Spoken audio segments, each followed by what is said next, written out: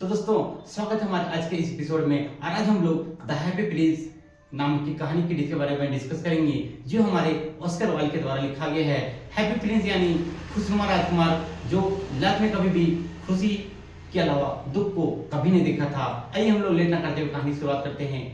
Happy Prince का statue शहर के बीचों बीच एक कॉलम के ऊपर खड़ा था, और वही कॉलम के बगल से एक चिड़िया जिसका नाम स्वेलो है वो गुजर रहा होता है, और वो इजिप्ट जा रहा होता है। अब चूंकि रात हो जाती है, बहुत ज्यादा ठंडा का समय रहता है, इसलिए वो सोचता है कि आज की रात यही स्टेचू के नीचे गुजार लिया जाए, उसके बाद मैं इजिप्ट जाऊंगा।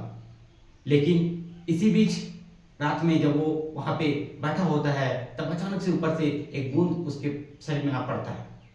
शुरू में वो सोचता है कि हो सकता है कहीं पेट से हुआ होगा, ठीक है, पेट से गिरा होगा। फिर दोबारा गिरता है तो वो ध्यान नहीं देता है। लेकिन जैसे तीसरा बूंद स्वेलो के शरीर पे पड़ता है, वो तुरंत ऊपर देखता है, और जैसे देख रहा होता है तो उसको दिखाई पड़ता है कि हैप्पी प्रिंस के आंख से आंसू आ रहे हैं। ये स्वेलो अचानक से सरप्राइज हो जाता है कि आखिरकार एक स्टेचू, एक मूर्ति कैसे रो सकता है और उसके आंख से आंसू कैसे आ सकती है। फिर वो उससे पूछता है कि तुम रो क्यों रहे हो, तो वो बताता है, हैप्पी प्रिंस बताता है कि जब मैं राजा था, राजकुमार था, तब मैं बहुत सारे लोगों में खुशी देखता था, मैं खुशी के अलावा नाराज नहीं देखता था। लेकिन मैं शहर के बीचों बीच खड़ा हूँ, और यहाँ से मुझे एक बूढ़ी औरत दिखाई दे रही है जिसका बेटा बीमार है, और जिसका बेटा बार बार संतरा खाने की जिद कर रहा है, लेकिन उसकी मम्मी उसको बार बार नदी का पानी ला करके दे रही है। एक काम करो, उस बूढ़ी औरत का यहाँ पे जिक्र किया गया है सीमस्टेस, है ना, तो एक काम करो, ये मेरी तलवार में जो रूबी है, ये रूबी को लेकर के चल जाओ, और ये रूबी उसके पास रख दो। स्वेलो चूंकि वहां पे रात गुजारने के लिए रुका होता है, स्वेलो सोचता है कि चलो, एक हैप्पी प्रिंस एक नाम का स्टेचू है, और वो जब एक स्टेचू होकर के इतना सोच सकता है, तो मैं एक चिड़िया हूँ, तो मुझे भी सोचना चाहिए। और वो उसका हेल्प करने के लिए जाता है, और ये रूबी को, उसके तलवार में जो रूबी था, ठीक है, वो कीमती चीज को, वो रूबी को वहां पे उसके टेबल में जाकर रख देता है। ये सीमस्टेस के पास जाकर के रख लेता है, और ये तलवार का रूबी उसके पास रख करके वो वापस आ जाता है, और बच्चे के कान में हवा दे देता है, और वो वापस आ जाता है। अब क्या होता है, क्योंकि वो रुकना नहीं चाहता था, लेकिन फिर भी ये हैप्पी प्रिंस के जिद से रुक जाता है। अब उसे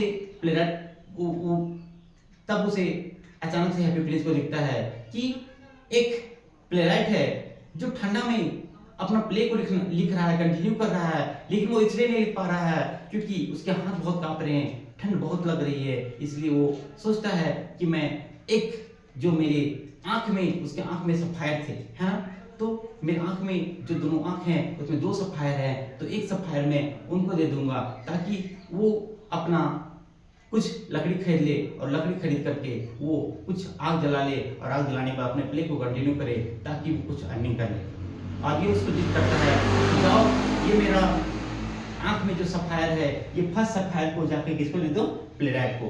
क्यों दे दो, क्योंकि वो प्लेराइट लिख नहीं पा रहा, उसका हाथ ठंड से बहुत ज्यादा ठिठुर रहे हैं, इसलिए ये जाकर के उसको दे दो। चिड़िया उसका पास जाता है और उसको दे देता है प्लेराइट, अपना उससे लकड़ी खरीदता है, और वो आराम से प्ले को कंप्लीट करता है। अब बच जाता है उसका। कुछ दिन के बाद फिर उसको बोलता है कि जाओ, मेरे पास हमको दिखाई पड़ रहा है कि एक लड़की है जो बहुत ही गरीब है, और वो माची बेच रही है, और माची बेचते बेचते उसका माचिस नली में गिर चुका होता है, और नली में गिरने के कारण वो बहुत रो रही होती है, क्योंकि घर वाले पैसे मांगेंगे, इसलिए वो बहुत ज्यादा रो रही होती है, घर डर से जा नहीं होती है। एक काम करो, मेरा दूसरा आंख का सफाया निकालो और जाकर के उसको दे दो, ताकि वो थोड़ा सा अपना खुश रहे, और वो पैसा उसको बेच करके, इसको सफायर को बेच करके जो पैसा मिलेगा वो पैसा घर में जा दे देगी। चिड़िया उसका बात को सुनता है और जाकर के उसको दे देता है। अब वो दोनों आंख से अंधे हो चुका था, और उसका तलवार में जो रूबी थी वो भी खत्म हो चुका था। अब हैप्पी प्रिंस बोलता है कि मेरे दोनों आंख अंधे हो चुके हैं, इसलिए मुझे नहीं समझ में आ रहा है, मुझे नहीं दिखाई पड़ रहा है कि संसार के लोग कैसे जी रहे हैं। एक बार जाओ, तुम इजिप्ट चले जाना, लेकिन एक बार हमको जाओ और देख करके आओ कि हमारे यहाँ के लोग कैसे रह रहे हैं।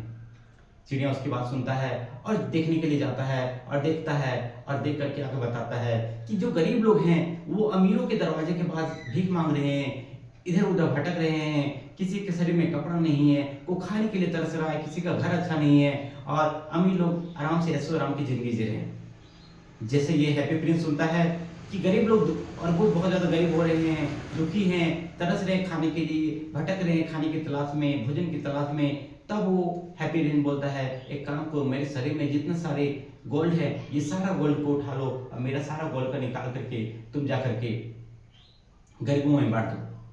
चिड़िया ऐसा ही सुनता है और सारा उसका सभी का गोल्ड निकाल करके सारा गरीबों में बांट देता है। अब सारे गरीब खुशी रहने लगते हैं। अब क्या होता है कि जैसे हैप्पी प्रिंस का गुजरा हुआ चमन ये दिखाई पड़ता है, अगर जब अगल बगल लोग आ रहे होते हैं तो लोगों को दिखाई पड़ता है, तो वहाँ के लोग ऑर्डर देते हैं कि ये हैप्पी प्रिंस को अब यहाँ से निकाल दिया जाए, इसको फेंक दिया जाए, क्योंकि ये किसी काम का नहीं है और ये बहुत ही बदसूरत दिखने लगा है। अब इसको जब निकाला जाता है तब उससे पहले ही बात है कि चिड़िया चूंकि बहुत 2-3 दिन पूरा ठंड में रही थी, इसलिए ये पूरा ठंडा से बहुत ज़्यादा ठिठुरी होती है। ये हैप्पी प्रिंस को बोलती है कि मैं अब जा रही हूँ। तो हैप्पी प्रिंस बोलता है कि तुम कहाँ जा रहे हो? तो बोलती है कि हाँ मैं अब मरने जा रही हूँ, इसलिए मैं तुम्हारे लिप में किस करना चाहती हूँ। ठीक है, मैं तुम्हारे हाथ में किस करना चाहती हूँ। हाँ ठीक है, तुम मेरे हाथ में मत करो बल्कि तुम मेरे लिप में किस करो, और लिप में किस करने बाद वो चिड़िया मर जाती है। अब अगला दिन उसको दोनों लोग को वहाँ से हटाया जाता है और हटाने के बाद जब उसको मेटल को पिघलाने के लिए सब कुछ हैप्पी प्रिंस का निकाला जाता है तो उसका दिल जो रहता है शीशा का, उस शीशा का दिल और चिड़िया ये दोनों का एक डस्टबिन के पास फेंक दिया जाता है। और दोनों जब इसका राजा हैप्पी प्रिंस का शीशा का दिल और चिड़िया को जब डस्टबिन के पास फेंका जाता है तब ऊपर से ब्रह्मा जी भेजते हैं, ऊपर से भेजा जाता है यमराज को कि जाओ तुम जाकर के संसार का 2 चीज कीमती चीज को उठा ले आओ। तो 2 कीमती चीज में 2 चीज उठा लाता है, एक हैप्पी प्रिंस का लिडन हार्ट जिसको शीशा का दिल था जो नहीं पिघल सकता था इसलिए उसको साइड फेंक दिया था, और दूसरा नक्सोल नाम की चिड़िया। और ये कहानी यहीं पे खत्म होती है। और सच में यमराज ऊपर में भगवान बहुत ज्यादा खुश होते हैं कि सच में इस संसार में 2 ही खूबसूरत सा चीज है, सबसे कीमती सा चीज है, एक है हैप्पी प्रिंस का लिडन हार्ट और दूसरा है इस वेले का डेड बॉडी। ठीक है, और ये कहानी एक खत्म होती है। अब स्वेलर नाम की चिड़िया ऊपर में